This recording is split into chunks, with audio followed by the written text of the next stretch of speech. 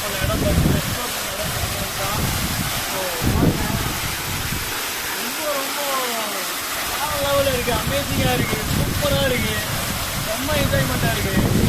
யாருமே இல்லை, ஒரு 2-3 பேர் தான் இருக்காங்க, அவங்க தான் ஹெல்ப் பண்ணுறாங்க.